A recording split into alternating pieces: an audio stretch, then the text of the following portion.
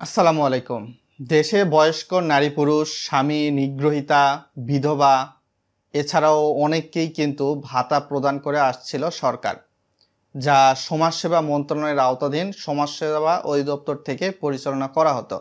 এবং শিশু এবং মহিলা বিষয়ক যে মন্ত্রণালয় রয়েছে তার আন্ডারে কিন্তু দেখা যাচ্ছিল যে যেই সকল গরিব মারা রয়েছে তাদেরকে কিন্তু মাতৃত্বকালীন একটা ভাতাও দেওয়া হচ্ছিল।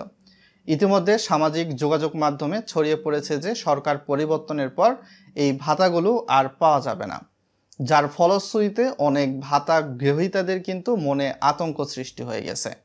তো আসলেই কি এই বিষয়টা স্পষ্ট যে সরকার পরিবর্তন হয়ে গেল, যার ফলশ্রুতিতে বিভিন্ন ভাতা থেকে শুরু করে স্কুল কলেজে গরিব শিক্ষার্থীদের যে উপবৃত্তি দেওয়া হয় সেই উপবৃত্তিটুকুও দেওয়া হবে না?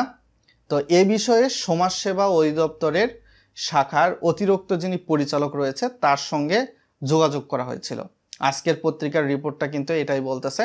তো এ বিষয়ে সেইখান থেকে বলা হয়েছে যে কোনো ভাতা বন্ধ করা হয় নাই। সরকার পরিবর্তন হয়ে গেছে মানে এই নয় যে ভাতা বন্ধ হয়ে গেছে। তো ভাতাও কিন্তু দেওয়া হচ্ছে।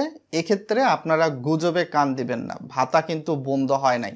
সেটা আপনার হচ্ছে মাতৃকালীন ভাতা হোক বা বিধবা ভাতা হোক, বয়স্ক ভাতা হোক, বা অনেক ক্ষেত্রে পুরুষেরা অনেক ভাতা পেয়ে থাকে, আবার মহিলারা মাতৃত্বকালীন ভাতা, আবার হচ্ছে স্কুল কলেজগামী শিক্ষার্থীদের উপবৃত্তির যে ভাতাটা রয়েছে এগুলা কিন্তু পেয়ে থাকে।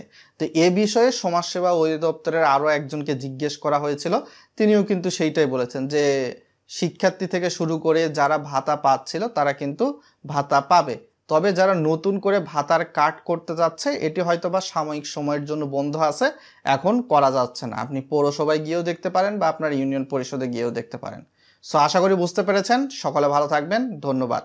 ভিডিওটা লাইক করে শেয়ার করে দিবেন বন্ধু বান্ধবদের সঙ্গে, যাতে করে তারাও উপকৃত হয়ে থাকে। আর চ্যানেলে নতুন হলে সাবস্ক্রাইব করে দিবেন।